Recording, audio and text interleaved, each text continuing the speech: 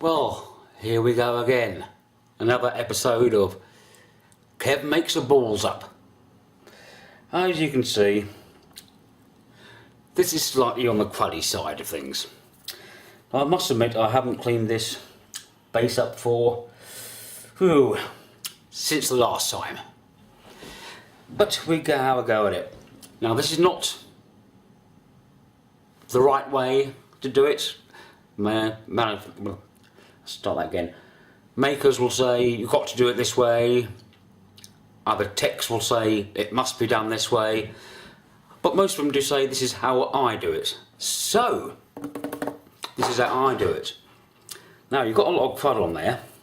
What I found very, very simple to get rid of a lot of it is just use some tape. Lay the tape on, like so, just lightly.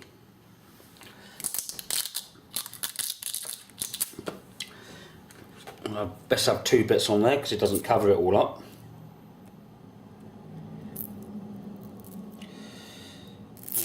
How is everyone doing? Just make sure if you like this, please like. And if you're not a subscriber, subscribe, you never know. You might even learn something. Doubt it, but you never know. And for those people who do dislike for some reason, could they please explain why? Is it I'm doing it all wrong, this particular instrument you don't like, production values aren't good enough, or you just don't like me? Be honest about it, but be nice about it as well. So, put the tape down there with the end of a pen. I'll just go put quite a bit of force on here. So I'll take all the air bubbles out. Try and get into the corner much as you can, and you can always, well, that's not really a corner, is it? But you know what I mean.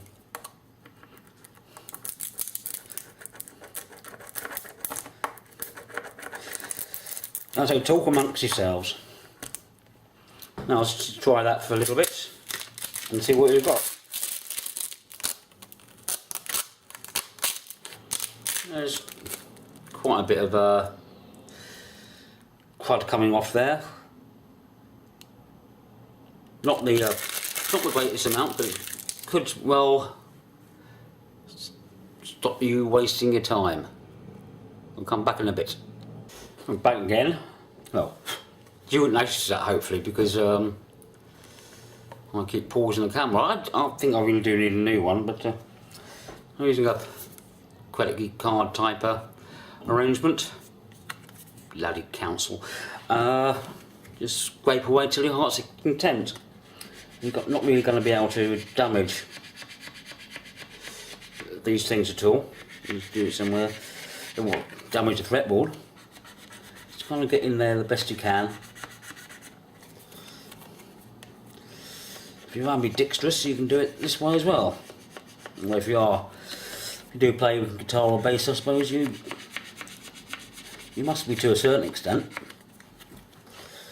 But I did hear something quite disturbing on the news the other week, that drummers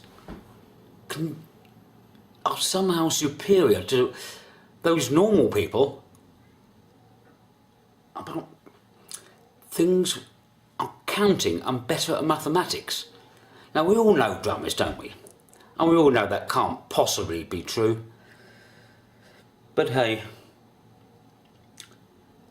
drummers, keep them in their padded cells and let them out when they need to. All that dribble everywhere. I can't find it. Maybe slightly controversial to some, but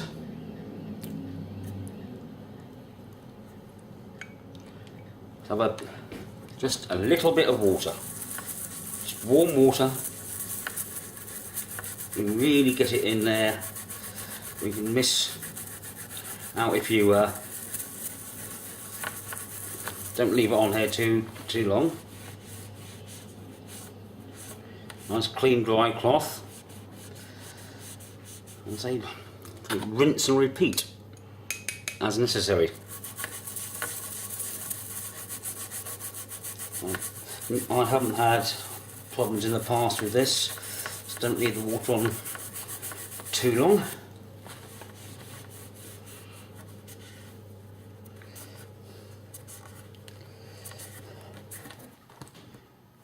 It's barely, you can only just feel a very slight bit of moisture there.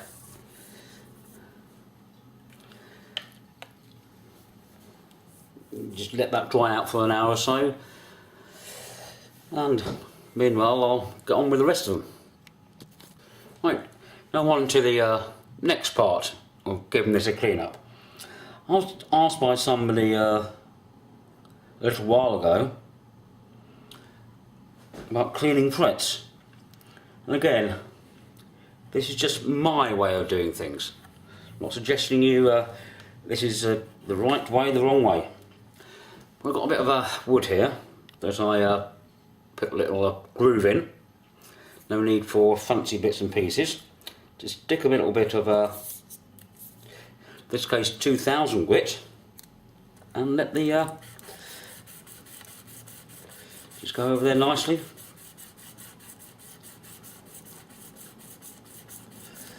Like so. If you've got a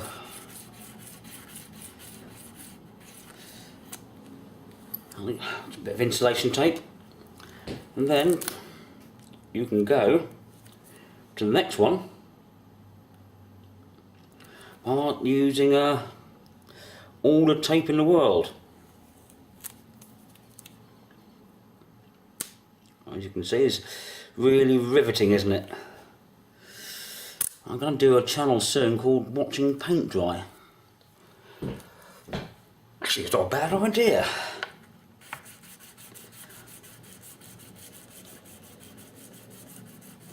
Oh, your fancy Stew Mac stuff around here.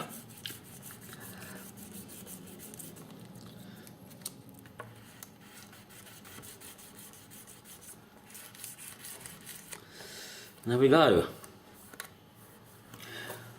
That'll be fine. Yes, I do have the strings still on here, but for 25 quid a set, I've had these on for 3 years. Well, actually, nearly 4 years, and they still work. So, bugger the companies who charge so much money.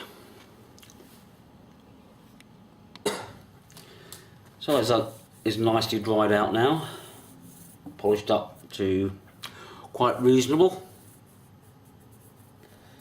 Time for some refined linseed oil. You've seen this 1,000 times, I should imagine. Just a few drops along the way. Cloth, spread it over nicely. You don't need a great deal. I like to let this sit for a minute or so it all gets right in there. But I'll just say thanks to those who comment. I think Randy and Nick, of course, Nick in the States. Squazaloo 68. What's that? EJC's Reviews and Toys. They seem to contribute quite a bit. And of course, if you're ever over my way, beer is always better than comments. Well, usually.